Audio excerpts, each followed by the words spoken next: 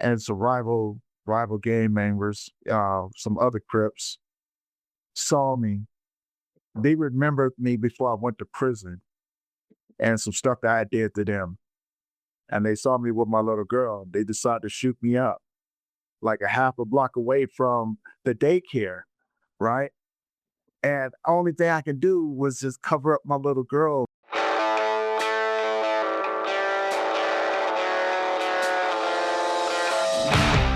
Welcome to Going In Blind. I'm your host, Zach Tidwell, and today I'm speaking with a former gangbanger who turned his experience with grief into a life of service. This is part one with Tony Lynch.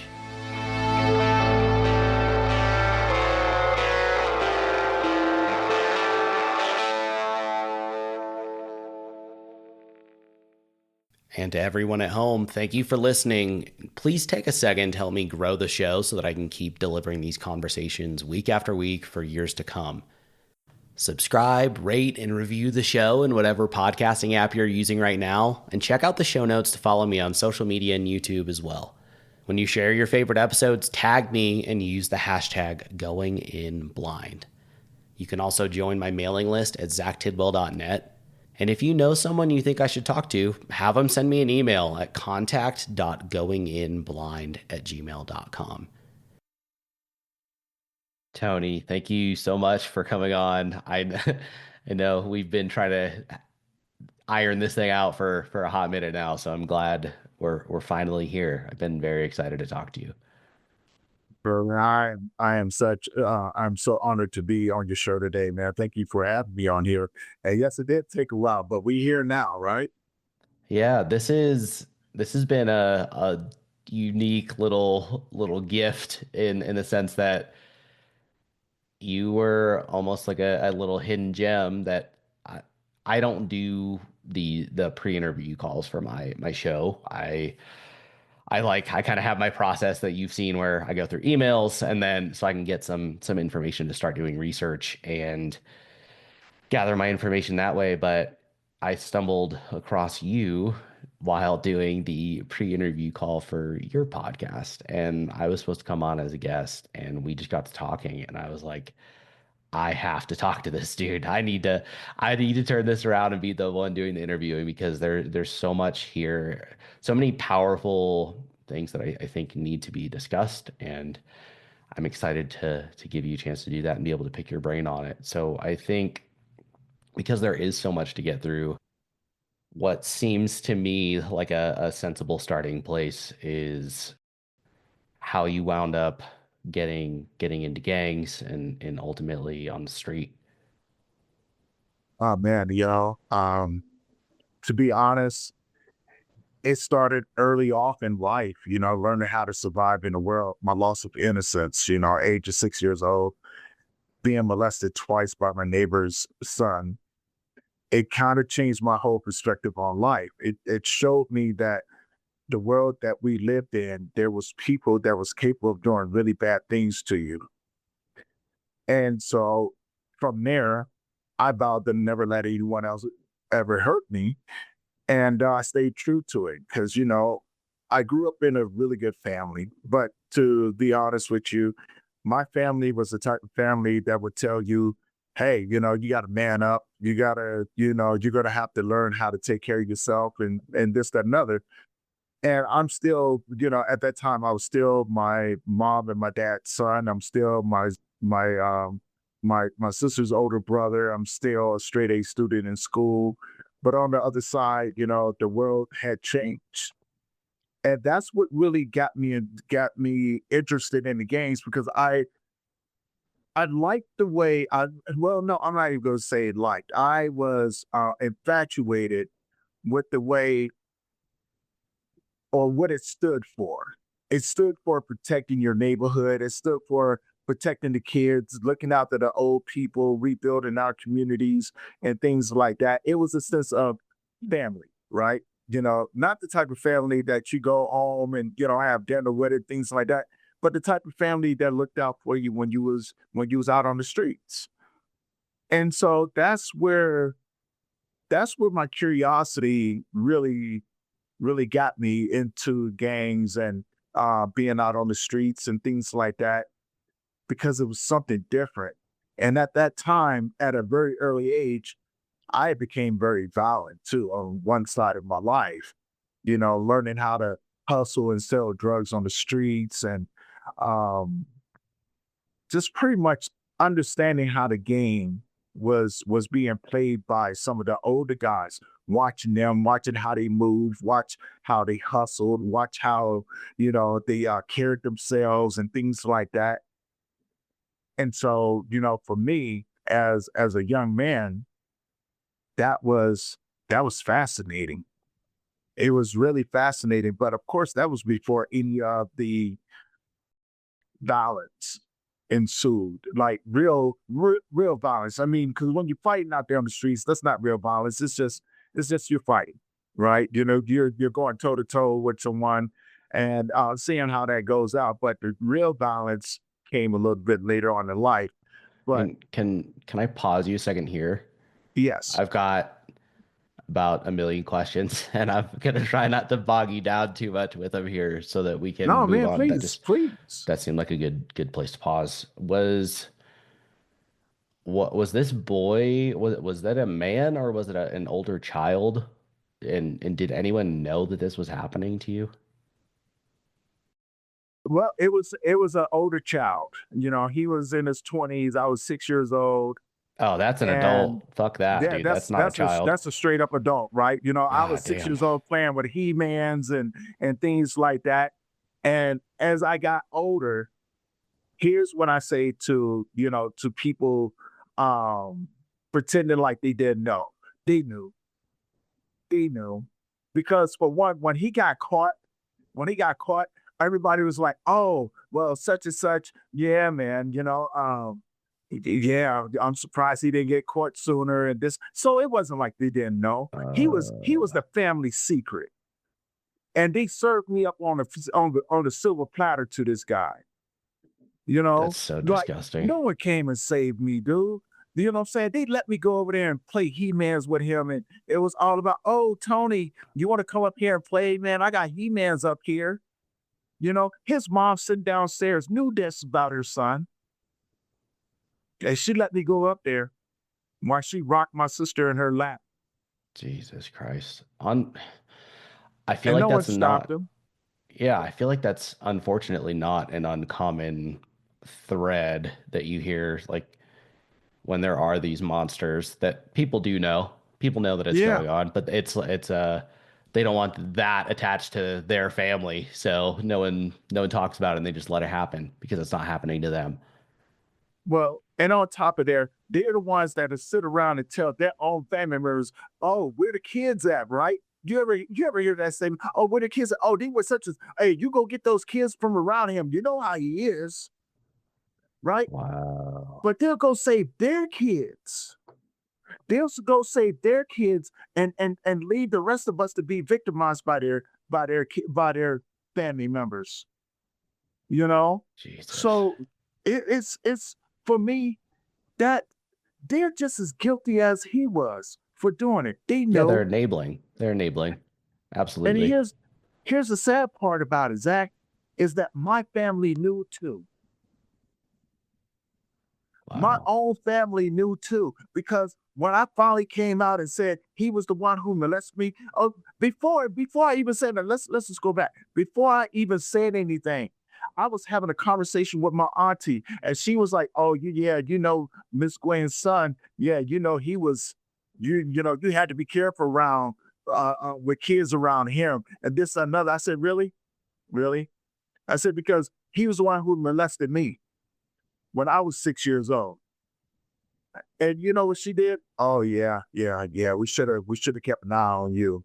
He liked little boys. And this, so y'all knew. And when I came to you to tell you what he did to me, you pretty much told me that men don't do this to little boys. You told me Wow. that I was lying. You told me that I need to stop making up stories. This is what you told me.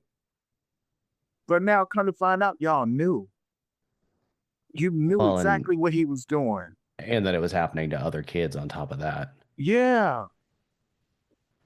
A- Wow. And so, you know what? Now that I'm older and things like that, I speak my truth about it.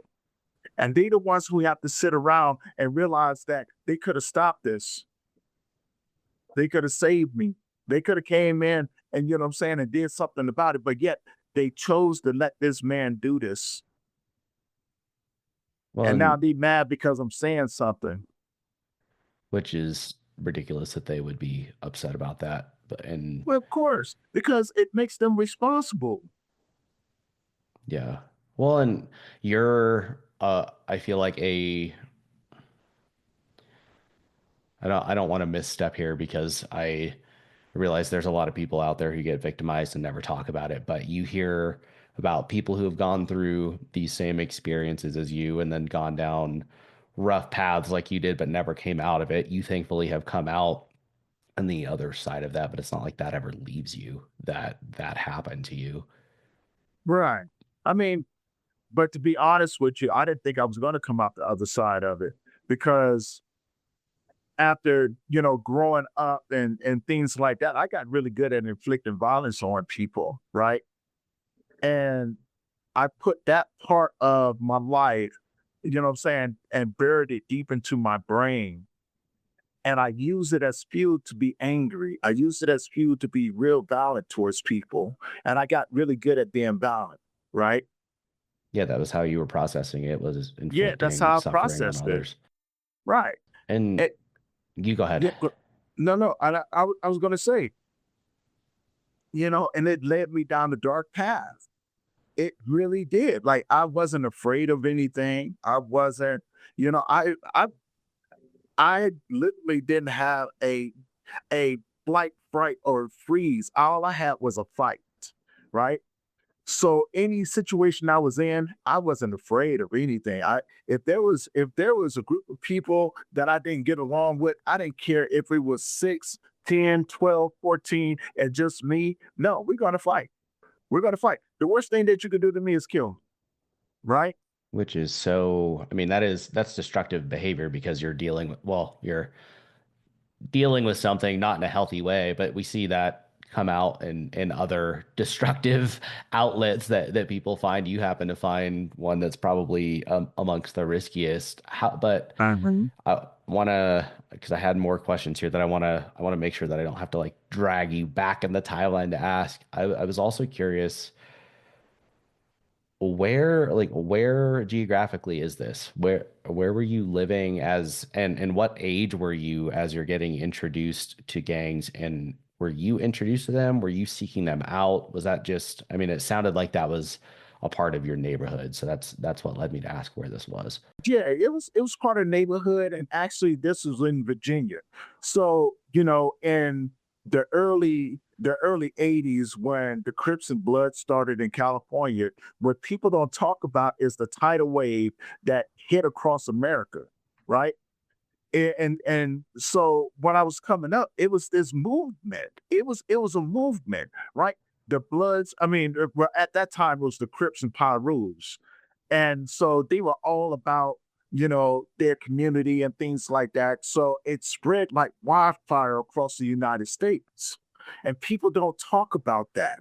People don't talk about how it reached all of these other, what I'm saying, underserved communities and things like that and gave us something to wanting to believe in, right? Because if you grew up in a community where you was raised upon respect, upon, saying yes, ma'am, and no, ma'am to your elders and things like that, you know, when it came down to it, yeah, you're going to do whatever you want to do, whatever you need to do in order to protect that community, to keep it where it is, to make sure that the police aren't coming in here killing each other. Well, killing us anyway, right?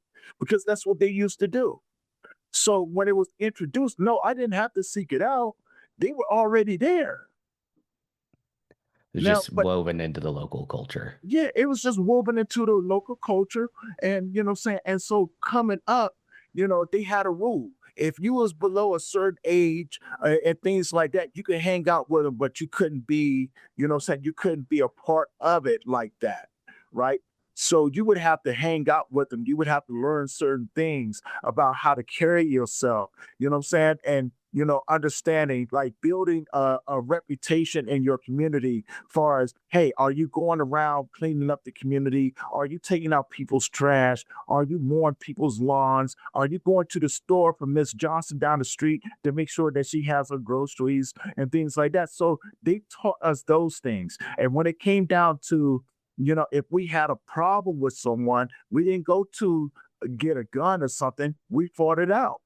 We went out there, and and everybody was involved. It's like, hey, put your toes together. Y'all swing till y'all can't swing anymore. Then after that, you're gonna get up. You're gonna shake hands. You're gonna hug it out, and you both gonna tell each other that you love that you love each other, and y'all gonna keep it real silver like this. We're not gonna go back and forth and this, that, and another, but we're gonna squash this right here, right now. So that's the way I grew up. Okay. And this, you said this was the 80s. How old were you? Do you remember? Ah, man, Ish. let's see, when I really started getting affiliated, let's see, that was 1980, 1983. I Wow. was 9 And years old. that is so insane. I Yeah, I mean, was you're just a little kid. yeah, yeah, but the damage to me was already done though, Yeah. right?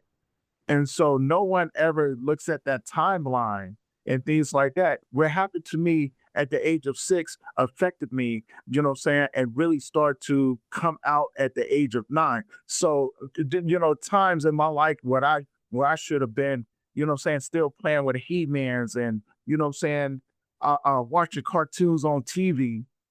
I'm learning the rules of survival. Yeah.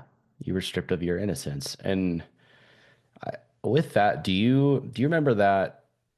I know that's a long time ago, so this you might not have the answer, but do you remember that being like, okay, there's a sense of safety here, or you hear people talk about it being a sense of belonging, or do you remember getting some sort of fix out of it other than here's an outlet for my violence? That's exactly what it was. Okay. You said it. Like, to me, it was an outlet for my violence. I needed to prove that I was no punk, right? And I needed to prove to myself that I was able to take care of myself, because what my family had taught me was that no one was going to come and save me. And regardless of family or not, all I had was me. And so, when I started getting affiliated with the gangs and started to learning the rules and regulations of how the streets operated and things like that, I was told at a very, very early age, in the stage of being affiliated with them, not to be attached to people. Because That you might these lose them. people, right, because you're going to lose them. It's not even that you're going to lose them. One of my big homies, you know, taught me at a look, man. He said, look around you. These people that's around you right now that you're growing up with, they ain't gonna be around you forever. Some of these kids gonna die. Some of them gonna go to prison. Don't get attached to it, because when everything starts to unfold, and you know what I'm saying, and the violence really starts to unfold, these be the dudes that's gonna kill you. So you always have to be on your P's and Q's. He even told me, he says, even with me, because if I feel that you're going to put me in a situation to where I have to go do life in prison, I will take your life. So you need to get that through your head right now. And you have to be that person. I said, okay, cool. And then, shortly after that, 11 years old, I was caught in my first drive-by. Was caught in Participating my in it or as No, a no, I was victim? I was sitting there, me and my buddy, me and one of the dudes I used to go to school with that we was hanging out, and I was starting to sell drugs a little bit and everything, and we was sitting out, selling drugs on one of the little corner stoops, and I happened to look around and I'm noticing that these cars are starting to drive through the neighborhood. What and the colors of the cars don't match our neighborhood. I'm in a Crip neighborhood. These are red and green and purple cars driving through, and they don't belong over there, right? They don't. And so next thing you know, I'm over here looking and looking around, and something just said, "Hey, um, you should really get up." And I didn't. And I heard the first gunshot. Pow! And I turned around and my buddy's face hit me in my face. So he got shot in his head and it blew out the other side of his face and it smacked me. So that was the first time that, what I'm saying, that I ever had been a part of something like that. And automatically, I was already taught, I was already conditioned. Hey, you don't, what I'm saying, don't overthink this.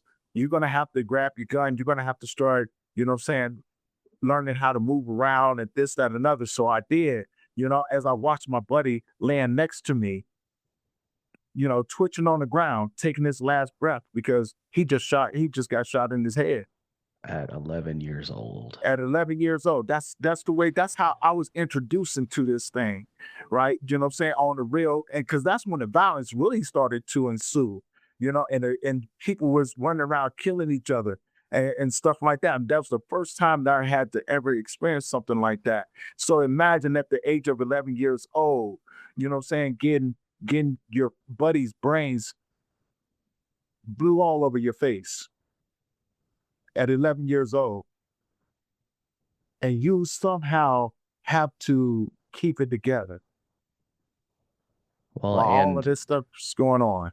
having been almost shaped by these other men in your gang to know, hey, in all of this, you're alone. Like, yeah, we're kind of with you, but when it comes down to it, it's me over you at all times.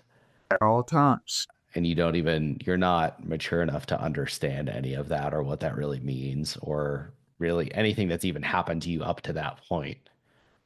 But I understood it though. See, that was the one thing that I didn't never, um, I could not make sense out of it, right? It was like this life had prepared me for the journey that I had embarked on. This loneliness. I knew how to be alone. I knew how to move around and things and not be attached to people, places, or things, Do, because I knew there was no guarantee. well, and do you feel like some of that was because you were betrayed at such a young age that I mean that was that whether that was a conscious awareness or not in the very beginning, I mean, you were taught that through the experiences that you went through is that hey, you are on your own, even as a six Yeah, year old. yeah. I understood at a very early age that all I had was me. And my sister had me, right? I couldn't depend on no adults, but I have a younger sister that I'm going to protect and make sure that don't nobody hurt her. And so I did. And I taught her how to take care of herself because I knew at some point in my life I was going to leave. And I couldn't leave her out there defenseless and helpless in this world where it, we had these people, these monsters. I said, no, no. If anything, I'm gonna have to become my sister's worst enemy because she's gonna have to learn how to fight. She's gonna have to learn how to take care of herself for just in case purposes. And to this day, my little sister, she's a fighter. And I did leave. So yeah, you're absolutely right, Zach. Having that happen to me at such an early age, it prepped me for a very, very lonely path.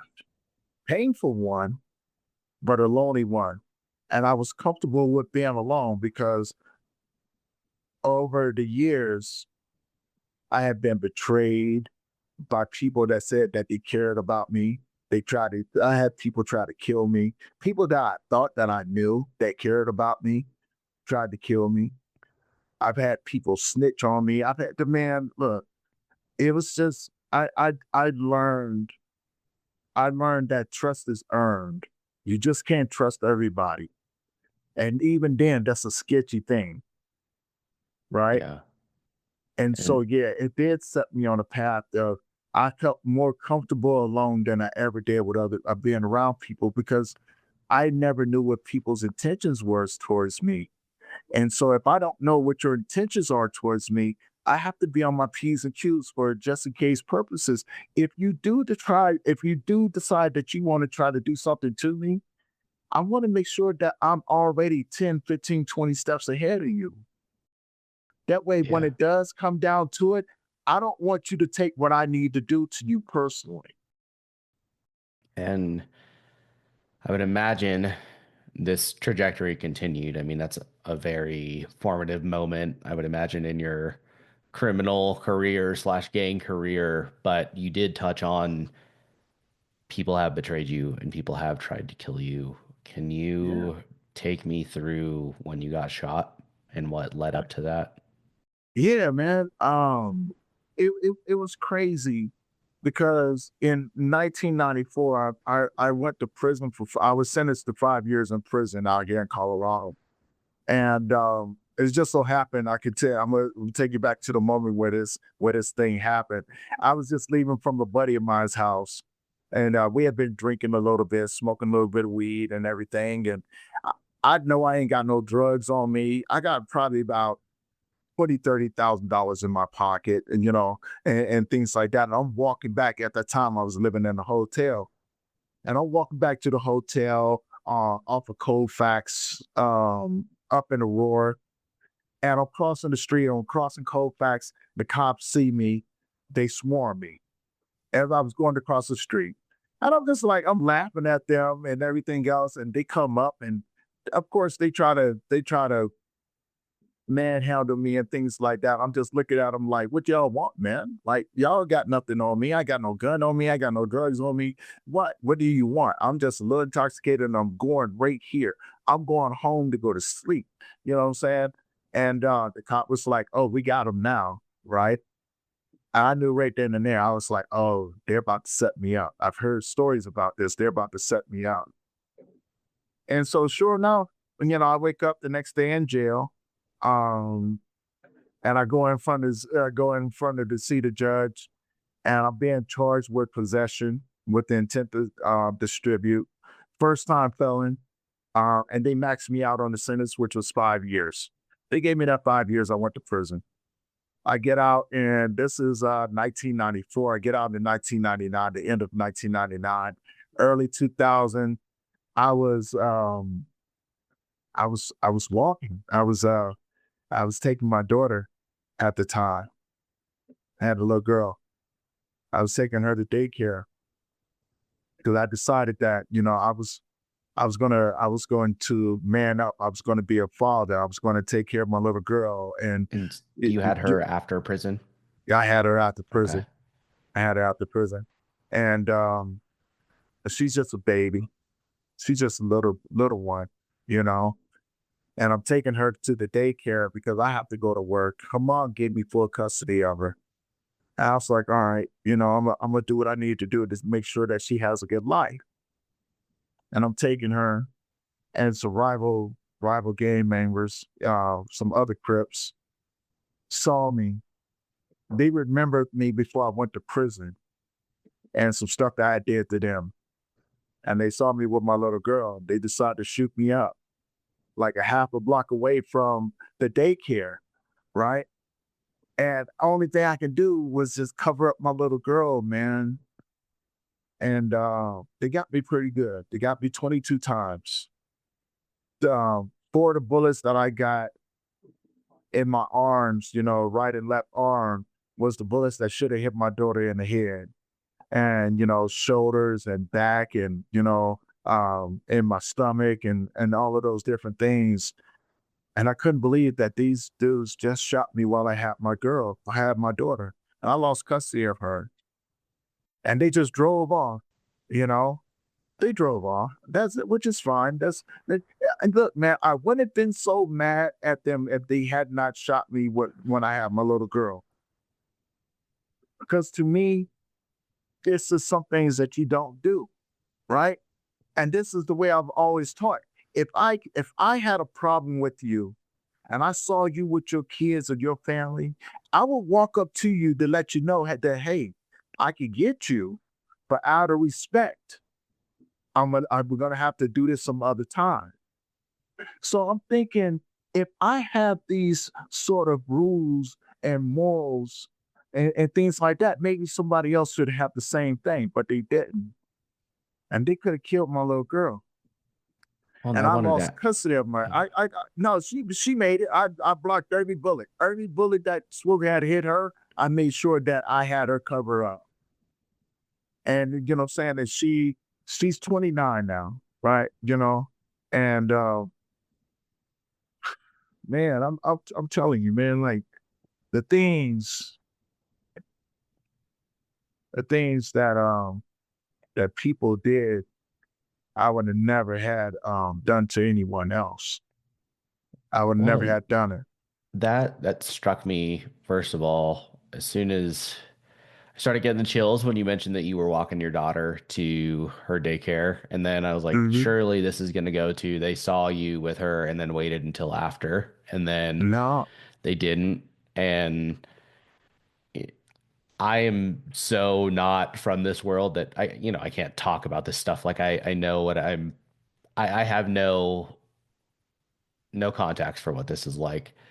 But you did mention at least, 10, 15 years prior when you were back in Virginia that it was essentially man rules. We're going to duke it out and no one's going to get shot. No one's going to get stabbed.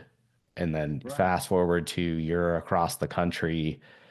These guys are shooting you when you have your little girl with you. Yeah, What's the shift there? generations, Okay. right? So at some point in the games, there was a war that was started, right? And I can tell you about where it first started back in LA. There was some A-Trade gangsters, you heard about Monster Cody and all of those guys. Monster Cody actually wrote a book about this, about how the war actually started. And they were at a skating rink and some Roman 60s come up, and one of the cousins of the A-Trade gangsters, wanted this Michigan jacket, wanted this Michigan jacket, and my guy didn't want to give it to her, so a fight ensued. And now this is the first ever recorded homicide of the gangs of the Crips and Bloods, and they killed this dude for his jacket, and that's what caused the war. That's what caused the war back in the 80s. And it And that spread. spread. Yeah, it spread, Wow. right? And so now we're no longer duking them out. We in the gunplay because things have gotten serious now, right? Yeah. It's Because now, escalated. yeah, it escalated because now after that is the first ever recorded drive-by that ever happened. And instead of going after the people that they should have been going after, they end up shooting up a whole block and hitting other people from other different hoods. But then everyone else has to meet that same brutality, and Right, that right. carries throughout. And that Wow. carries without, right? And so now the Bloods are formed. The Bloods is like the dudes looked at the Crips was like, we don't want nothing to do with this. And Yeah. so now they go into their own little subset neighborhoods, and now they form the Bloods, in which Bloods stand for brotherly love over other dimensions. They was like, we don't want nothing to do with this over here, right? We're gonna take care of what we gotta take care of over here. And then I'm Yeah. gonna tell you what happened after that. Now that just happened. Now crack hits the scene. Crack is introduced. So now people are making money. Now the territories are starting to divide. So And now then you got there's your first. turf wars and all this Right, stuff. right. And So I people are want like, "Hey, to, you stay on your end, I will stay on my end. We're gonna do what we do over here." And that's when they started claiming, "Oh, I'm from such and such. Oh, I'm from such and such." And yeah, so neighborhoods became avenues, and avenues became blocks, and you know what I'm saying, and all of these different subsets of these different areas. And yeah, it became what you see nowadays, right? It's what you hear about the division, about the wars, and that's what happened. Like no one was afraid, you know what I'm saying? No one was afraid to take your life. yeah. And So that's what changed everything. yeah. And I want to be able to keep carrying through here. So this is early 2000s. Lose your daughter. Is this around the time that you end up on the streets, living on the Yeah. streets? Well, this is probably about the fifth or sixth time I've been homeless, right? Selling drugs, and you know what I'm saying? If you don't make money, you just don't have no money, right? And it wasn't like I was sleeping around, at my homies' houses and things like that. I wasn't. It was like, damn, I can't go to a hotel or anything like that. So I'm gonna have to sleep out on the street, and I'm gonna have to figure this out. So I started robbing people, things like that. And so it's probably about the fifth or sixth time I've been homeless. And at that time, when they made me relinquish my rights to my daughter, I went to the gangs, and I went to the homies. I said, "Look, I don't want to do this no more. I'm tired. My hands hurt. I haven't been asleep. I'm tired of getting in the shootouts with people. I'm tired of being shot at. I'm tired of the fighting with the police. I'm tired of all of this. Yeah, I'm tired of going to wars with people, man. I'm tired of seeing people die." And they looked at me and was like, "Well, it's only one way out of this, right?" And I remember telling them, I said, "Yeah, I know it's only one way. Here's my 45. There's hollow points in the chamber. It's already one chambered in. So you do what you need to do. But I will promise you this. If you're going to do it, make sure I don't get up. Just go ahead and end this problem right now. But then y'all really have to think about this too, because just because you kill me, it's not going to stop the other people that I know from coming to get you. And you don't want to feud with them. You don't want no war with them. So what are we going to do?" So they came to me and said, "Look here, you got over 20 some years in this. You're OG in this thing. So we're gonna let you go ahead and walk away. Give us your flat. Don't claim the hood no more. Whatever you get into, don't come back. Right? You no longer have the backing of us. Right? You stay away from the hood. We're gonna stay away from you. But from this point on, you're on your own. And just keep in mind of all the work that you've had to put in, all the people that you have done things to. They don't have no understanding of you not being part of us no more. So you're gonna have to deal with them." I said, "All right, cool." And I left. I walked away. And for from the early 2000s, yeah, up until about mid 2002, somewhere around there, I was homeless. I left. I left and I did not turn back. I didn't want to rob nobody else. I didn't want to sell nobody's drugs. I didn't want to do nothing. But I didn't know what to do. So I went and I tried to survive on the streets, and I learned how to stay within the shadows. I moved away from everything. I didn't mess with nobody. I took my lickings. I got whooped up pretty good. I And now you're started out there alone. You're a Yeah. felon. All of your life skills have been developed in a life of crime. So that's not really Right. going to serve you that well unless you choose to stay down that path as a lone wolf. Well, I did stay on the path of a lone wolf, but just not in the path of being a gangbanger, right?